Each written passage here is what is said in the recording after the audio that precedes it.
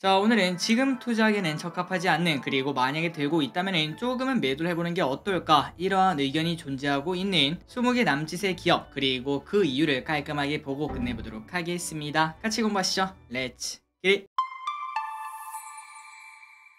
자, 내용은 정말 심플합니다. 여러분들이 아시다시피 신용거래가 높은 기업을 좀 피하는 게 좋다라는 게 목적인데요. 그런데 예전보다 지금이 더 위험한 상황이라고 합니다. 그 이유가 뭔가 봤더니, 자, 이런 기사를 확인할 수 있네요. 증권사 신용융자 이자율 줄인상 10% 넘는 것도, 그러니까 우리가 신용으로 뭔가를 빌리는데 10% 넘게 엄청난 이자를 주고 빌려야 된다는 소리입니다. 그러면 당연히 이렇게 빌리는 게 부담되기 때문에, 이자가 부담되기 때문에 B2가 줄었을 거라고 볼 수 있겠죠. 이러한 이유 때문에 요즘 부동산 시장도 안 좋은 걸 체크할 수 있습니다. 하지만 정말 놀랍게도 개인 투자자분들은 그 정도 이자는 전혀 개의치 않습니다. B2는 오히려 늘어났다고 하는데요. 올해 들어 주가가 상승하는 흐름을 나타났습니다. 여러분들이 아시다시피 조금 좋은 흐름을 나타냈죠. 올해 초 1월 2일인가 그때만 하더라도 2180까지 하락을 했었는데 슬금슬금 올라오더니 어느덧 2474, 꽤나 많이 올라온 걸 체크할 수 있습니다. 투자 심리가 회복되었다고 볼 수 있겠죠. 그리고 그 와중에 유가증권, 그러니까 코스피는 큰 차이가 없는데 코스닥은 꽤나 큰 폭으로 신용이 꽤나 늘어난 걸 확인할 수 있습니다. 그런데 혹시나 이 신용에 대해서 잘 모르시는 분들을 위해서 정말 간단하게 여기에 관련해서 조금 정보만 드리자면은, 일단 신용이라는 거는 말 그대로 내 돈이 아니라 어디서 빌려와서 그걸로 투자를 한다는 소리겠죠. 이 이야기를 듣자마자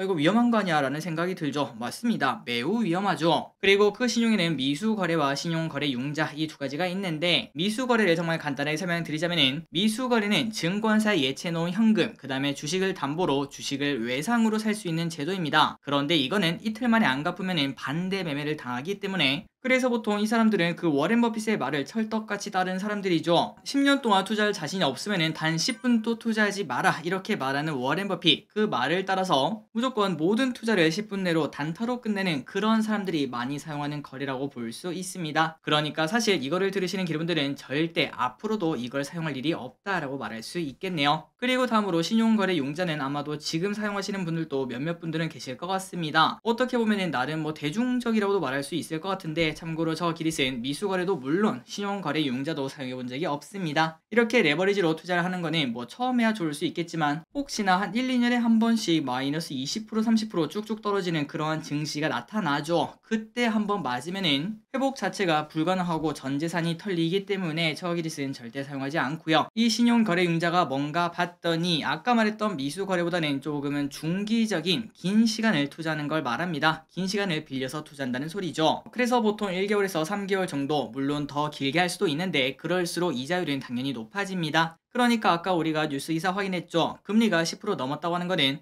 3개월 정도일 때 그 정도 나온다, 이렇게 생각하시면 될 것 같아요. 그런데 이 신용이라는 거는 결국 만약에 주식이 좀 떨어지면 반대 매매가 나올 수밖에 없습니다. 그 이유가 뭘까요? 맞습니다. 내가 들고 있는 비율, 그러니까 예를 들어 그냥 제가 50만원 투자를 했고 50만원을 대출을 받아서 투자를 했습니다. 그런데 그 주식이 뚝뚝뚝 떨어져가지고 이제 그 증권사에서 빌린 그 돈을 갚을 수 없는 그런 상황이 되면은, 당연히 증권사는 그거를 가만히 보고 있을 수 없습니다. 강제로 주식을 팔아버리게 되죠. 그걸 바로 반대 매매라고 하며, 보통 이런 반대 매매는 당연히 수시로 일어날 겁니다. 주식 투자하다 보면은 마이너스 20% 30% 맞는 기업들 가끔 있죠. 거기서는 당연히 터진다고 볼 수 있고, 그런데 보통 우리가 1년에 한 번에서 두 번 정도 반대 매매가 터집니다. 이러한 뉴스 기사를 확인할 수 있습니다. 그거는 평소에 터지는 반대 매매보다 엄청나게 많은 반대 매매가 한 번에 터질 때, 그때 이제 뉴스 기사가 뜨기 시작하고, 그렇다면 그때는 어떤 일이 있을까요? 맞습니다. 증시 자체가 박살날 때, 작년 말 아니면 작년 중순, 그때 내내 반대 매매가 터졌다고 볼 수 있겠죠. 코스피와 코스닥이 계속 하락하니까 보통 개별 종목은 마이너스 20% 마이너스 30% 정말 예산일이었습니다. 여러분들 기억하고 계실 거예요. 그 상태에서 당연히 반대 매매가 나오고, 그리고 보통 이렇게 반대 매매가 마지막에 한번 쭉 쏟아질 때 그때가 바로 저점이더라, 그래서 나는 반대 매매만 터지면 그때 투자한다, 이러한 투자 방법도 있을 정도로 거의 대표적인 바닥을 알려주는 그러한 신호로 해석이 되기도 합니다. 어쨌든 이러한 신용 거래 때문에 이렇게 반대 매매가 터지는 걸 한번 설명을 드렸고, 그래서 여기서 우리가 생각을 해야 되는 거는 신용이 많이 들어간 기업들이 있겠죠. 모든 기업에 신용이 많이 들어가 있지 않을 것 같습니다. 보통은 시가총액이 낮고, 그 다음에 최근 들어 급등한 이력이 있고, 그러니까 사람들의 관심이 많은 기업들, 거기에 신용이 많이 들어가는 걸 확인할 수 있는데, 그런데 그 기업들의 특징은 하락할 때도 1등으로 하락하고 상승은 또 꼴등일 확률이 높습니다. 그 이유가 뭘까요? 맞습니다. 내 돈이 아니다 보니까 방망이 방망이가 짧을 수밖에 없어요. 그리고 특히 지금처럼 금리가 높으면은 사람들이 그냥 들고 있을 수가 없겠죠. 하루하루 이자를 내야 되는데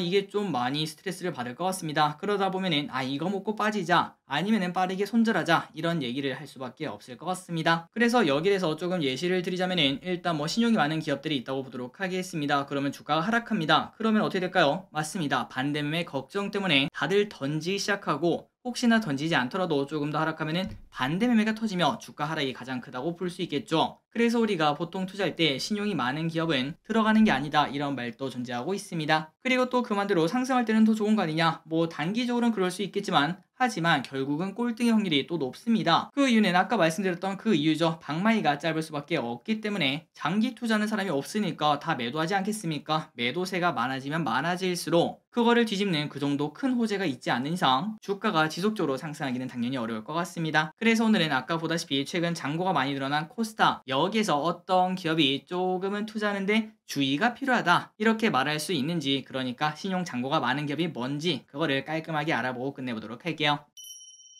자, 바로 보도록 하겠습니다. 스크린샷 찍으시면 될 것 같아요. 코스닥 잔고율 상위 2월 13일 기준으로 1등부터 20등까지 이렇게 정리를 해봤습니다. 이렇게 잔고율이 10%가 넘는 기업들이 있는데 이거는 좀 많이 위험하겠죠. 이왕이면 조심하시는 게 좋을 것 같습니다. 1등은 히림, 2등은 이로온, 3등은 성광, 4등은 T사이언티픽, 5등은 나무기술, 6등은 픽텍, 다우데이터, 데모, SM라이프디자인, 오픈베이스, 한국전자인증, 미래나노텍, 모아데이터, 유신, 현대에버다임, 아비코전자, 이루다, 동일금속, 웰코로나텍, 그리고 브리지텍 이렇게 20가지 기업이 잔고율이 높고 그리고 대부분은 꽤나 많이 급등한 기업들에서 이러한 흐름이 나타난다는 것도 확인할 수 있네요. 11월 14일 그러니까 3개월 전입니다. 3개월 전 종가 대비 지금 가격이 하락한 기업보다는 상승 기업이 많고 하락한 기업도 1개, 2개, 3개, 4개 4개 기업만 10% 넘는 하락을 나타냈지 나머지는 뭐 거의 보합권이라고 말해도 충분히 가능할 것 같습니다. 그러니까 최근 들어 주가가 좀 급등한 기업들 중에서 잔고율이 높은 기업들은